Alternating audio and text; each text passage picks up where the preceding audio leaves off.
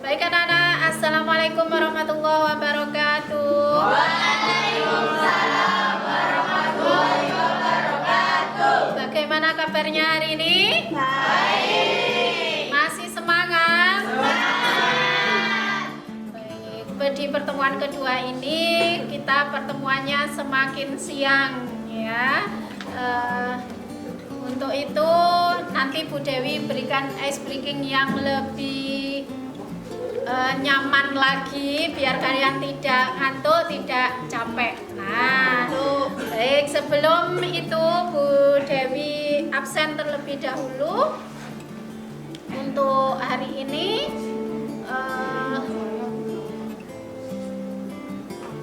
Eka Adi Saputra. Hari ini kita akan belajar tentang teks prosedur. Nah, tentunya sebelumnya kita sudah belajar tentang materi teks prosedur. Cuman berbeda kalau sebelumnya kita belajar menganalisis teks prosedur. Nah, kalau yang sekarang kita nanti belajar mengkonstruksi, membuat atau menulis sendiri teks prosedur. Tujuan pembelajaran hari ini bisa diperhatikan di layar ya. Yang pertama, kalian nanti setelah pembelajaran ini diharapkan mampu menuliskan kerangka pernyataan umum. Ya, pernyataan umum ini ada di struktur bagian apa? Bagian awal. Ya. Nah, di bagian awal itu tentunya ada pernyataan umum atau bisa nanti ditulisnya itu tujuan. Ya, tujuan dari menulis teks prosedur yang kalian tulis itu loh apa di bagian pernyataan umum. Jadi nanti kalian diharapkan mampu menuliskan pernyataan umum dari sebuah teks prosedur. Kemudian yang kedua adalah mampu mengembangkan langkah-langkah tahapan dalam teks prosedur. Tentunya teks prosedur itu kan mempunyai langkah-langkah ya, tahapan-tahapan. Nah, nanti kamu bisa mengembangkan langkah-langkah tahapan-tahapan dalam teks prosedur. Kemudian yang ketiga apa?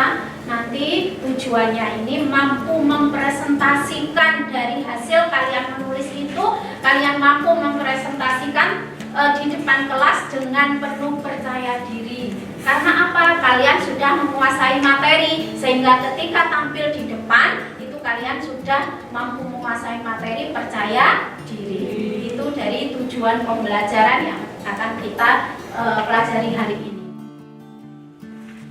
Bu Dewi hanya merefresh kembali ya ingatan kita kemarin tentang sedikit tentang teks prosedur. Nah, dalam teks prosedur itu ada apa saja? Masih ingat tidak? Masih ingat tidak? Tujuan baik struktur, tanggal, material dulu, kemudian langkah-langkah, kemudian kesimpulan. Di antara keempat struktur ini, apakah semuanya wajib ada? Tidak. Ada satu yang bersifat opsional. Apa? Kesimpulan. Kesimpulan ini sifatnya adalah opsional. Opsional itu apa sih? Boleh digunakan, boleh ada, boleh tidak, boleh digunakan, boleh tidak. Tetapi perlu digarisbawahi nanti ketika membuat atau menulis teks prosedur, menciptakan sendiri teks prosedur, apabila ada poin ini tentunya Bu Dewi juga akan memberikan tambahan nilai. Walaupun sifatnya opsional, ketika ada yang memberikan kesimpulan maka nilainya juga Bu Dewi beri tambahan sesuai dengan kriteria penilaian tadi. Kalau 4-4-nya ada berarti poinnya juga ada 4 gitu ya. Oke. Kemudian berikutnya adalah ciri-ciri. Yang pertama, menggunakan kalimat perintah. Contohnya apa sih? Bukalah gunting, siapkan. Itu semuanya kalimat perintah. Nah, ciri-ciri yang pertama seperti itu, menggunakan kalimat perintah. Ya, setiap teks prosedur itu biasanya menggunakan kalimat perintah. Yang kedua, terdapat panduan yang akan dilakukan. Mau ngapain sih? Mau bagaimana sih?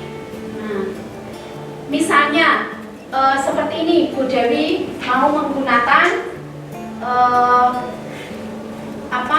layar yang biasanya menggunakan proyektor, sekarang menggunakan layar seperti ini.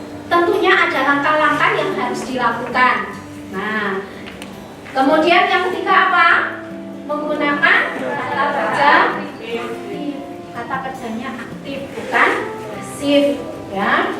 Kemudian yang ketiga menggunakan konjungsi. Apa sih konjungsi? Kata hubung. Contohnya dan, kemudian, lalu, dan seterusnya. Ya. Oke, berikutnya terdapat aturan dalam hal bahan atau kegiatan. Jadi tidak boleh aturan itu dibolak-balik. Misalnya kalian mau membuat nasi goreng. Nah, mau membuat nasi goreng, ternyata nasinya dulu baru bumbunya. Kira-kira nasi gorengnya enak apa tidak? Enggak. Nah, jadi harus mengikuti aturan, langkah-langkahnya itu harus urut, ya, harus sesuai, harus sistematis. Gitu, tidak boleh yang awal jadi di tengah, yang tengah jadi akhir, dan seterusnya. Jadi harus sistematis. Kalau misalnya tadi mau membuat nasi goreng misalnya, berarti yang pertama apa? Menyiapkan bahan, menyiapkan peralatan, kemudian bumbunya harus diapakan. Nah, kemudian yang masuk ke wajan itu apanya dulu? Itu harus sistematis, ya. Berhitung ya. Yang keras.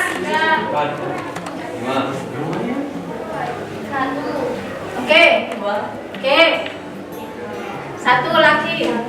Sampai 7 sampai berapa kita kelompoknya? 3, berarti sampai 1 2 6. Oke, berhitungnya sampai 6 saja ya. 4 1 5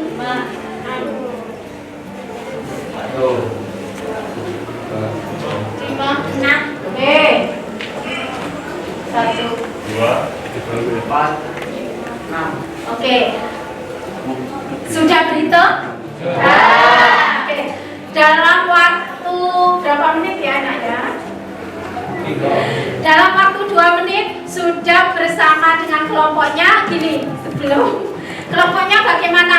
Yang kelompok 1 itu kumpul dengan tadi yang menyebutkan angka 1. Jadi misalnya ini tadi 1 dan seterusnya bersama dengan kelompok 1. Yang kelompok 2 demikian. Hitungan ke 10.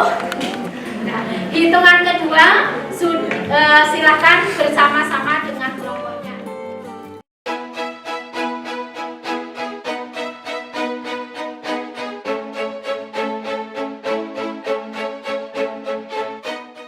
Perhatikan dulu sebelum Bu Dewi memutarkan videonya. Di dalam LKPD ini sudah tertulis kompetensi dasar yang akan kalian capai setelah pembelajaran ini, kemudian indikator yang ingin Bu Dewi dapatkan setelah memberikan materi ini kepada kalian, kemudian langkah-langkah tugasnya sesuai dengan perintah ya. Yang pertama, simaklah video pada link berikut. Nah, link ini nanti akan Bu Dewi kirim di WA group, kemudian Bu Dewi tampilkan juga di layar monitor di depan ya. Jadi kalian bisa menyimak 1 kali. Setelah itu kalau masih ada yang perlu dipahami kembali, silahkan dibuka di YouTube-nya di link yang sudah saya bagikan ya. Jadi bisa diulang kembali.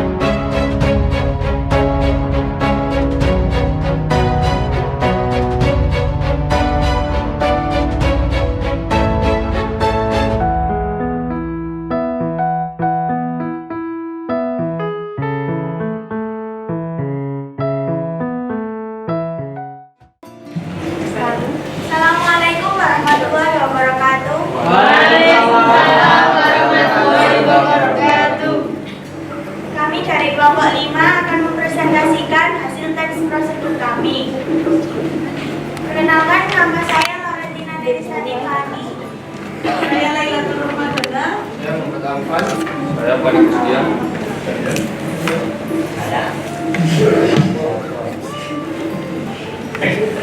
Di sini saya akan membacakan teks prosedur yang kami tulis. Judul: cara membersihkan dan merawat kamera. Tujuannya yaitu membersihkan kamera dapat mencegah lensa berjamur atau sensor kamera kotor. Jika lensa dan kamera sudah mengalami dua hal tersebut, maka hasil foto kalian menjadi tidak fokus dan terhalang oleh debu atau jamur. Material: ada blower, kuas, sikat gigi, tisu, kamera, swab kit, kain microfiber, cotton bud, cairan pembersih. Langkah-langkah: pertama, gunakan blower untuk membersihkan debu di sela-sela kamera. Dan kedua, bersihkan lensa dengan kain microfiber.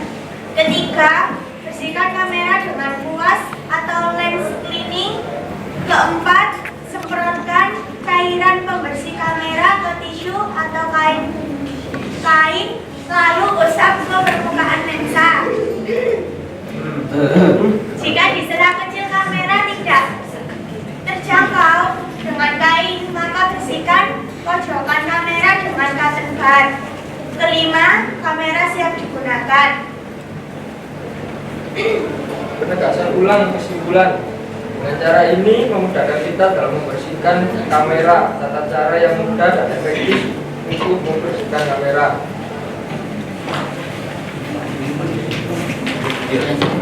Kaidah kebahasaan. Memorial pertama, kedua, ketiga, keempat, dan kelima. Kalimat perintah: gunakan, bersihkan, semprotkan. Konjungsi: kata hukum, lalu, dan atau. Sekian dari kelompok kami, ada yang ditanyakan? Ayo silakan yang lain dulu.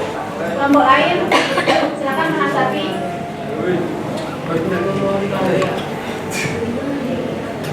Dari kelompok ini, kelompok berapa ini? Apa yang mau kita kasih?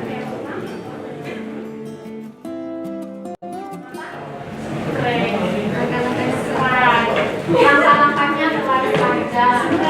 Coba dibaca. Bapak diikuti aja. Pertama, gunakan blower untuk membersihkan debu di sela-sela kamera. Kedua, lalu bersihkan lensa dengan kain microfiber. Ketiga, bersihkan kamera dengan kuas atau lens cleaning. Keempat, semprotkan cairan pembersih kamera ke tisu atau kain, lalu usap ke permukaan lensa. Jika di sela kecil kamera tidak terjangkau dengan kain, maka bersihkan pojokan kamera dengan cotton bud. Kelima, kamera siap digunakan. Baik, mungkin sudah cukup ya tanggapannya dua. Dari Bu Dewi, kalian keren, kalian hebat, sudah bagus. Cuman ini mungkin di bagian tadi pada saat membersihkan kamera itu seharusnya posisinya bagaimana itu belum ada ya. Sehingga yang membaca mungkin bisa saja ketika membersihkan kamera posisinya tetap seperti ini, padahal seharusnya bagaimana posisi kameranya? Ya kan di posisi apa ya, terlengkup. Nah, itu menghindari apa tadi?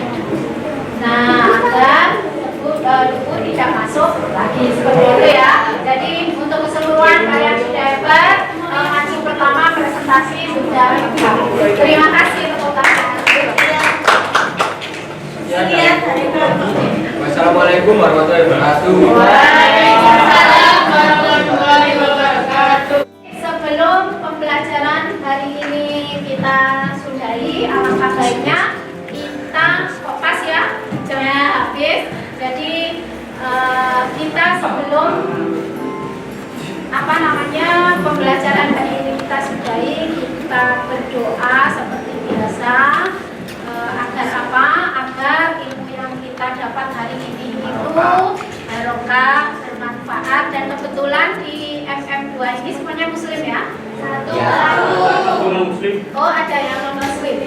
Oh, nggak apa-apa. Nanti yang maksudnya berdoanya kan sesuai dengan keyakinan masing-masing. Cuma yang kita harapkan selain kita sudah pintar hari ini, kita sudah memahami materi, kita berharap materi yang kita dapat hari ini itu bermanfaat bagi kita, kehidupan kita nantinya. Begitu. Dan yang untuk yang muslim barokah. Baik, tadi sudah nomor absen 17. Sekarang ujian mintanya yang nomor absen bukan tanggal 10 lah. Bulan. Ya, saya lihat dulu absennya. Bulan ke-10.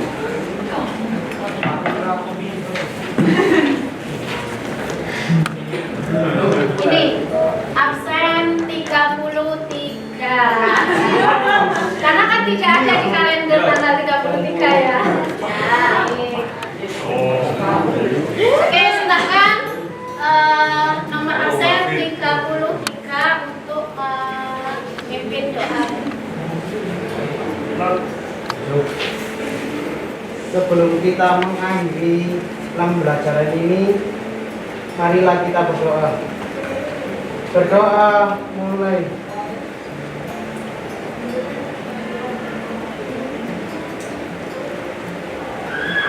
Selesai. Memberi salam.